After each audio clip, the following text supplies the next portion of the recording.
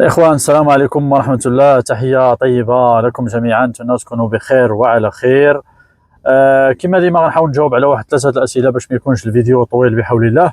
ونبداو بالسؤال الأول اللي كيقول أن هذا الشخص هذا مثلا دفع القرعة الأمريكية، لكن فاش عرف وسمع أنه تلقيح ضد كورونا مازال كيتطلب يوم الفحص الطبي، تصدموا أنه تبخر الحلم ديالو، ما عرف شنو غادي يدير. فهنا الاخوان يعني غير باش نوضح واحد الامر ونشرح مثلا بالنسبه للاشخاص اللي ما دايرينش كاع التلقيح ودافعين القرعه الامريكيه ان شاء الله وكينتظروا النتيجه. فالتوضيح الاول هو كاين واحد جوج حوايج ما كيمشيوش مع بعضياتهم. شنو هما؟ هو انه انت دافع القرعه الامريكيه ولكن في نفس الوقت انت ما باغيش دير التلقيح، ما داخلكش الدماغ انه دير داك التلقيح ديال ضد كوفيد. لان بزاف ديال الاخوان راه كنشوف التعاليق ديالهم ولا كيراسلونا: اخويا كمال التلقيح سالينا من هذا الشيء وتسالات كورونا، واش مازال كيطلبوه في المغرب؟ واش راه فرق ما بين كيطلبوه في المغرب وفرق ما بين كطلبوا واحد البلاصه. وشنو هي هذه البلاصه؟ مثلا حنا كنهضروا على الموضوع ديال الناس اللي دافعين القرعه الامريكيه، يعني الناس اللي غادي يمشيو يدوزوا الفحص الطبي، يعني الناس اللي غادي يمشيو يدوزوا عند 3 الاطباء في المغرب. هاد 3 الاطباء في المغرب اللي محلفين لدى القنصليه الامريكيه هما اللي في التقرير ديالهم كيطلبوا لك خصك تكون داير على الاقل 2 ديال الجرعات ضد كوفيد. ساهله دابا، ما تقولوا ليش ما واضحاش وما مفهوماش وما بايناش. راه ماشي المغرب اللي كيطلب لك خصك تكون داير تلقيح ضد كورونا. تفهمنا؟ الناس اللي مهتمين بالقرعه وباغيين يهاجروا عن طريق القرعه الامريكيه، يوم الفحص الطبي راه الطبيب بصيغه اخرى ما غاديش يدوز لك الفحص الطبي الا ما كنتيش داير على الاقل 2 ديال الجرعات. حتى هذه دابا واضحه وباينه. صافي تفهمنا؟ اذا دابا هذا التوضيح الاول. التوضيح الثاني هو انه دافع القرعه الامريكيه، فخصك دير في بالك انه الا ما كنتيش داير التلقيح خصك دير التلقيح. وانا غادي نشرح لك ان مثلا الناس اللي كينتظروا النتيجه ان شاء الله وغادي يكونوا من ولا غادي يكونوا من الفائزين، فعندكم الوقت، مازال عندكم الوقت انكم تداركوا الموقف وديروا هذا التلقيح هذا ان شاء الله الرحمن الرحيم. وهنا غادي نشرح واحد النقطه ديال ان الاخوان كيسولوا شحال مثلا المده ما بين فاش كتبان النتيجه وما بين ذاك الاجراءات الى اخر اجراء اللي هو تاخذ الفيزا ديالك وتسافر. هنا بزاف الناس كيسولوا وغادي نوضح هذه النقطه هذه. اذا غادي نعطي مثال باش كلشي غادي يفهم. كما كيعرف الجميع يعني دابا الاغلبيه الناس ديال دي في 25 حنا مقبلين غادي نشوفوا النتيجه في الشهر الجاي ان شاء الله، في 4 في شهر 5 ان شاء الله. اذا هنا غير كتشوف النتيجه كدير واحد الاجراء الاول اللي هو كتعمر داك الاستماره ديال دي اس 260. صافي غير كتعمر داك الاستماره كتسنى. وهنا حاولوا تعمروها يعني في شهر 5، ما تعطلوش بزاف. من الافضل تعمروها في شهر 5، عندكم شهر 5 كامل حاولوا تصيفطوها. اذا هنا غير كتعمر داك الاستماره صافي، ما كدير حتى شي اجراء، كتبقى غير تسنى. يعني كتسنى 5 6 7 8 9 حتى كتسالى السنه الماليه بالنسبه لدي في 24. عاد كيبداو في النشرات ديال دي في 25. سيروا معايا وحده وحده. اذا انت اخي الفائز اختي الفائزه، هنا على حسب الكيس نمبر ديالك، على حسب رقم الحاله ديالك. والكيس نمبر هو واحد الرقم راه كيكون عندك في ذاك رساله الفوز، ضروري هو اللي كيمشي معاك حتى كتلقاه في الفيزا ديالك، وبه كتخلص الجرين كارد. واحد الرقم مثلا الناس ديال دي في 24 راه كيبدا ب 2024 اف بالنسبه لافريقيا 3 زيرويات شي حاجه كمل. بالنسبه ل 2025 غيبدا ب 2025 بالنسبه لافريقيا اف 3 الاصفار شي حاجه هكا. راه غتلقاوه لتحت في الورقه ديال الفوز تحت واقيلا من السميه ديالكم كتكون واقيلا هو الاول، عاد السميه والكنيه، ولا مع السميه والكنيه عاد هو الثاني. صح ما بقيتش عاقل على الصوره بالضبط. صافي اذا على حساب الرقم ديالك. اذا كان الرقم ديالك سمعوني مزيان، اذا كان الرقم ديالك قل من 15 كا ولا قل من 18 كا، يعني قل من 15000 ولا 18000، راه تقدر الا طلعت النشره الاولى والثانيه مزيانه، يعني الاولى غتطلع واحد 10000 ولا 8000 والنشره الثانيه طلعت ل 15000 ولا 18000، راه تقدر يجيك الموعد وتدوز المقابله اما في شهر 10 او شهر 11 او شهر 12 في 2024. وحنا مازالين في 2024. راه قلت لكم راه السنه الماليه كتسالى في شهر 9، يعني شحال بقات من شهر في 2024؟ بقاو 3 شهور، يعني شهر 10 و11 و12. تفاهمنا؟ اذا كان انت الرقم ديالك صغير راه احتمال كبير وكنتي صيفطتي الدي اس ديالك بكري غيجيك الموعد في هاد 3 شهور، اما شهر 10 الا تلقاو المواعيد بكري. سمعوني مزيان، الا تلقاو المواعيد يعني بداو المواعيد من شهر 10، حيت الا عقلتم مع العام اللي فات ولا قبل راه المواعيد ما بداو حتى شهر 12 ولا مع شهر واحد، كانوا تاخروا واخا خرجت النشره الاولى والثانيه والثالثه المواعيد مازال ما تلقوهمش. تفاهمنا؟ اذا المهم حنايا بصفه عامه كان الرقم ديالك صغير راه احتمال كبير غادي تدوز في ذاك 3 شهور الاولى في 2024. كان الرقم ديالك متوسط، يعني كنهضروا من 20 حتى ذاك 30 ولا 35، راه غدوز في 2025، يا اما شهر واحد يا اما شهر جوج يا اما شهر ثلاثه يا اما شهر 4. تفاهمنا؟ كان الرقم ديالك من 40 الفوق كنهضروا من شهر 5 الفوق، 5 6 7 8 حتى ل 9. وهنا عاوتاني كنحطوا غير بين قوسين احتمال انه يقدروا يكونوا المواعيد في شهر 8 وشهر 9، يقدروا ما يكونوش كما هو داز في 2023. تفاهمنا؟ اذا انا دابا عطيت لكم تحليل منطقي وهذا الشيء اللي كاين على حسب كل واحد الرقم ديالو فوقتاش غادي يجيه الموعد. وغير كيجيك الموعد صافي، يعني ضروري كتكون واحد المده ما بين غير كيجيك الموعد باش عندما يعني تتوصل بالموعد وفوقتاش كتمشي دوز الفحص الطبي والمقابله. بحال دابا انتم شفتوا الاخوان مثلا اللي غادي يدوزوا في هذا شهر 4 المقابله والفحص الطبي راه جاو الموعد في الاول ديال شهر 3 ولا في منتصف ديال شهر 3. صافي الاخوان؟ اذا ديما كيجيك الموعد كيكون واحد الفرق ديال شهر ولا شهر ونص ولا 25 يوم الى اخره، باش انت كتعرف ان مثلا ها فوقتاش عندي انا الموعد. كتاخذ ديك الساعه قبل ما تمشي دوز المقابله كتاخذ موعد مع الفحص الطبي، وهاد الوقيته هادي عندك مثلا غير كتشوف عاود ردوا البال، غير كتشوف الرقم ديالك يعني واش هو صغير واش متوسط ولا كبير، تما كتاخذ المبادره باش تمشي دير جرعات ضد كوفيد. شتو دابا المده منين؟ يعني من شهر 5 عندك الوقت حتى شهر 10. وشهر 10 الا شتي الرقم ديالك صغير ولا كبير يعني انت قبل ما تبان النشره غتكون غتقرر واش غنمشي ندير تلقيح ولا لا. كذلك بالنسبه اللي عندهم الارقام الكبيره ولا المتوسطه، يعني تخلي حتى ذاك شهر 1 ولا 2 ولا 3 وتمشي دوز دير زعما تلقيح. والتلقيح الاخوان راه دابا حسب الاخوان راه كاين تلقيح في المغرب، كاين الرباط كازا مراكش، كاين مراكز كما قلتها شحال من مره غير يحاولوا يسيروا من 2 الاشخاص الفوق، يعني غتكونوا من طبيعه الحال داخلين في جروبات ولا عارفين بعضياتكم، سولوا بحثوا سيروا 2 3 4 ديال الاشخاص باش يدير لكم تلقيح بدقه واحده، ماشي كل واحد يبقى يمشي بوحده.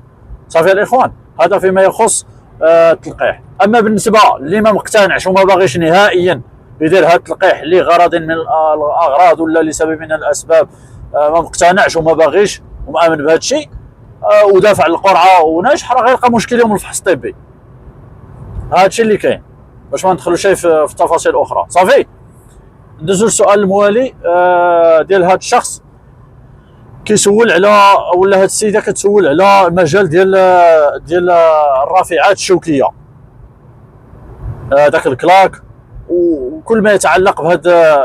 انا نذكرهم كاملين يعني كما كتعرفوا في المغرب هذا الدومين هذا كتسول واش هو مطلوب ولا لا. الدومين ديال هذا الكلارك والرافعات الشوكيه والتراكس وداك البوكلان وداك النيبلوز وداك هذوك الاخوان كلهم هنايا خدامي مزيانين وخدامي كيتخلصوا مزيان. هو كما كتعرفوا راه يعني كتخدم في لي شونتي، يعني في الخلو والقفار والشواطيات والطرقان الى غير ذلك. يعني فيها شويه ديال التماره وشويه ديال راك عارف يعني في المغرب ولا في اي بلاد كنتي راه فيهم، ولكن كتخلص هنايا مزيان. هنا نقدر نقول لك اللغه ما كتطلبش بزاف لان بحكم شتا انا هنايا يعني كيخدموا فيه داك السبليون بزاف، داك اللاتينيين بزاف الى اخره يعني. ولكن هما غير باش تعرفوا ان كيكون عندهم جروب ولا ماناجر ديالهم ولا كيكون حتى هو يعني سبليوني ولا يعني كيهضر معاهم بلغتهم، يعني كيفهموا شنو كاين. الوغ نتايا جيتي فما غاديش نقول لك ما غاديش يطلبوا لك ما تكونش عندك اللغه، راه هادشي مفروغ دابا منه، ضروري تكون عندك اللغه يعني شويه بعدا كتفهم وكتحاول تجاوب الى اخره. مي غير الا كانت عندك هذه الحرفه كتعرف تسوق داك الكلاك ولا كتعرف تسوق النيبلوز ولا التراكس ولا شي نوع من داك الالات الثقيله، راه غتخدم هنا مزيان وكيخلصوا مزيان. دومين مطلوب الاخوان، دومين مطلوب، يعني خدام فين ما مشيتي، اي ولايه كنتي فيها راه تخدم به. هذا من جهه. من جهه ثانيه الاخوان ما تشوفوناش مثلا كنهضروا على واحد الدومين وكنقول لكم راه مطلوب وراه مزيان وصافي كلشي غادي يتكب على ذاك الدومين، كلشي غادي يمشي مثلا اللي خدم في هذا الدومين ديال الرافعات الشوكيه، ولا كلشي غادي يجي يخدم يدير سي دي ال ويخدم في الرموك، ولا كلشي غادي يجي يخدم في لا ميكانيك. كاين عطاه الله مجالات كثيره وماشي بالضروره الاخوان يعني كلشي يمشي يتكب في واحد المجال. مثلا حيت تسمع مثلا واحد هضر في السوشيال ميديا عليه ولا كي يقول ان فيه الفلوس، ولا راه كاين مجالات وحدين اخرين والله العظيم الا غتجيو غادي تكتشفوهم من راسكم، كاينين كثيره بزاف فيهم الفلوس وكتخدم مرتاح وفي البيرو قدام البيسي وبخير وعلى خير، ما كاينش مشكل. فهذا مجرد يعني نصيحه ولا تنبيه وصافي، فاش تكون في بالكم وصافي. ندوزو للسؤال الثالث به غادي نخدمو ديال هذا الشخص كيسول على بالنسبه شنو هما الولايات الرخاصين، وبالنسبه للكرا واش مثلا ضروري كاين مثلا شركات اللي ما غاديش يكريو لك الا ما كنتيش مثلا خدام واحد شهر ولا شهرين ولا 3 شهور ولا 4 شهور الى اخره، او صيغه اخرى كما كنقولوا مثلا في المغرب راه ما كاينش واحد يكريك الا ما كانش عندك البروف اوف انكم ديالك ولا شي حاجه، يعني تكون خدام، يكون كما نقولوا يكون عندك الباي تشيك ديالك كتخلص يعني اما ويكلي ولا بجوج سيمانات ولا بالشهر على حسب كل واحد والخدمه ديالو. فانا غادي نبداو بعدا سول على شنو هما الولايات الرخاص. فهذا يعني من طبيعه الحال ما كاينش اللي ما كيسولش هذا السؤال هذا، خاصه المهاجرين الجداد، يعني كيبغي يعرف فين غيحط رجلو، فين غادي يمشي يستقر ويعرف المعيشه كي دايره مثلا في مختلف الولايات. الكرا كنهضروا على المعيشه يعني كنهضروا على الكرا، ترونسبور، خدمه واش موجوده ولا لا، الجو الى اخره. فهنا الاخوان مجرد عاوتاني توضيح بالنسبه كاين ولايات كبار وكاين ولايات صغار. الولايات الكبار فيهم امتيازات وفيهم سلبيات، الولايات الصغار عاوتاني فيهم امتيازات وفيهم سلبيات.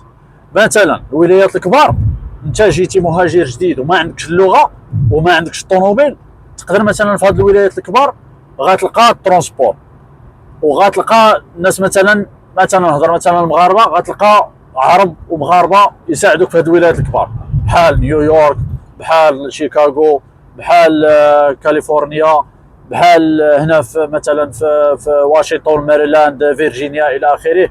فتلقى فلوريدا مثلا واورلاندو غتلقى واحد الكوميونيتي تابعه لك نتايا، يعني العرب مسلمين مغاربه الى اخره، وتلقى حتى ترونسبور موجود لانك انت جاي ما عندكش طوموبيل، غتلقى ترونسبور موجود، يعني كاين صابواي، المترو، الطوبيس، اوبر موجود، ترانات على الجهد، ما تحنسرش.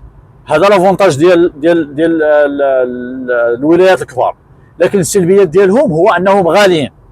باش تمشي تكري مثلا في نيويورك ولا تكري في كاليفورنيا ولا لوس انجليس ولا راه غاليه الاخوان. الكرا تما راه الاستوديو راه يقدر يوصل لك حتى ل $2000 $1500. تلقى بيت مثلا غتلقى بواحد 700 800 وانت طالع 600، المهم على حسب مازال كنهضروا على حسب الموقع، فين غتستقر، فين مدينه في ذاك الولايه. تفهمنا؟ الولايات الصغار عاود كما قلت فيهم الايجابيات وفيهم السلبيات. الولايات الصغار الا ما كنتيش عندك طوموبيل يعني غتلقى خدمه بعيده عليك، ترونسبور غيكون فيها قليل، ولكن عاوتاني سميتو المعيشه رخيصه والكرا رخيص الى اخره. صافي. اذا هنايا الولايات كي على حسب كل واحد عند من جاي اول مره، واش عنده المستضيف ولا ما عندوش ولا ما عرف حتى شي واحد. يعني الا ما كان عنده حتى شي واحد كيعرف حتى شي واحد هنا في امريكا، راه اي ولايه مشى ليها راه قاضيه الغرض، بشرط انه الا مشى جلس فيها مثلا واحد شهر ولا شهرين وما عجباتوش، ما لقاش الخدمه، ترونسبور ما كانش الى اخره، ما يبقاش صابر وجالس وكيعاني في ذاك الولايه. هز حوايجك وبدل الولايه، سير لولايه واحده اخرى، قلب، شوف، جرب، راه غتلقى البلاصه اللي غتكون مرتاح فيها واللي غتستقر فيها. هنا غنجاوبوا على الجزء الثاني من السؤال، اللي هو مثلا هاد الشركات واش ضروري غيطلبوا لك خصك تكون خدام. فهنا من طبيعه الحال باش نوضحوا عاوتاني للاخوان، جيتي اول مره راه بغيتي تكري مثلا عن طريق هاد الشركات، راه من طبيعه الحال كيطلبوا لك الاخوان تكون خدام، وعلى الاقل تصيفط لهم واحد 3 ديال الباي تشيك ديالك ولا 4 على حسب كل شركه شنو كتطلب. هادو مثلا اللي كتشوفوا عندهم مجمعات سكنيه، وخصك يكون عندك واحد الكريديت سكور مزيان، ويكون عندك واحد الهيستوري مزيان الى اخره، ويكون عندك الوثائق خارجين لك، يعني عندك الجرين كارد، عندك السوشيال، عندك كل شيء باش يقدروا تقدر انت بعدا تعمر ذاك الابليكيشن ويقدروا هما يكريو لك. اما بالنسبه مثلا بعض الاشخاص اللي مثلا كيكونوا مغاربه او مصريين او من دول وحدين اخرين، فكاين اللي كيساعدك، يعني ما كيحكرش على انه اعطيني الباي تشيك، لان عارفك انت يا الله جاي جديد، مازال الله يا ربي يخرجوك الوثائق في الوقت، فكيتساعد معك، يعني يدير معك عقد ديال الكراء الى اخره، وغادي يكريك. غير انت خصك تخلص واحد لافونس ديال اما شهر او شهرين او 3 شهور على حساب. دابا انا هادشي كنقول لكم بحكم علاقتي مع الدراري في مختلف الولايات، كاين اللي خلص مثلا شهرين، كاين اللي خلص 3 شهور، باش كاين اللي خلص 4 شهور باش ياخذ داك الشقه مثلا، لان السيد مول الدار كيبغي يضمن حقه ان انت يلاه جاي جديد ومازال خصني نضمن انك غادي تجلس معايا واحد 4 شهور ولا 3 شهور ولا 5 شهور، ماشي انا غنكريك غير هذا الشهر والشهر الاخر غتقول لي غادي نخرج ولا شي حاجه. تفهمنا؟ وصافي من بعد كيدير مع الاجراءات القانونيه داك الكونطرا، كتسنيوها مع بعضياتكم وتكري مع راسك، وكتكلف ديك الساعه انت بالماء والضوء الغاز زعما وداك الشيء، وبخير وعلى خير. كذلك حتى هنا مثلا في ميريلاند، راه الاخوان عارفين، يعني كاين اخواننا هنا في امريكا في ميريلاند كيكريو يعني اذا كان عارف انت مغربي ولا جاي من الجزائر ولا جاي من شي بلاصه، فما كيحكرش ان غيقول لك اعطيني الاخر الوثائق ديال الخدمه ديالك الى اخره، عارفك راك جاي جديد كيتعامل معك معامله حسنه. هادشي اللي كاين الاخوان، سمحوا لنا طولنا عليكم هذا الفيديو، ولكن شفتوا شحال ديال المعلومات، يعني صراحه كتساعدوني غير كطرحوا اسئله كتكون سهله باش الفيديو الجاي نطرقوا لهذه المواضيع وهذه النقاط باش يستافدوا كاع الاخوان كاملين بحول الله. يلا كمال يحييكم، نهاركم مبروك، بدايه اسبوع موفقه للجميع، تهلاو في راسكم، السلام عليكم ورحمه الله.